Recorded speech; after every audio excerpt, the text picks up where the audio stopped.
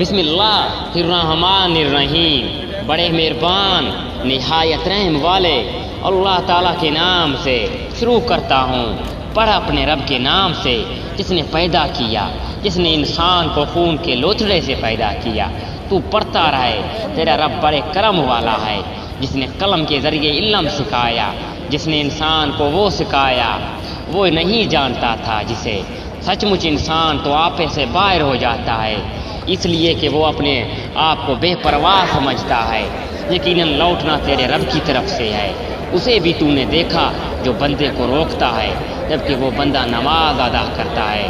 بھلا بتلا تو اگر وہ ہدایت پر ہو یا پرہیزگاری کا حکم دیتا ہو، بھلا دیکھو تو اگر یہ جھٹلاتا ہو اور منہ پھیرتا ہو تو کیا اس نے نہیں جانا کہ اللہ تعالیٰ اسے خوب دیکھ رہا ہے؟ یقیناً اگر یہ باز نہ رہا تو ہم اس کی پیشانی کے بال پکڑ کر گھسیٹیں گے، ایسے پیشانی جو جھوٹی خطا کار ہیں۔ یہ اپنی مجلس والوں کو بلا لے، ہم بھی دوزخ کے پیالوں کو بلا لیں گے۔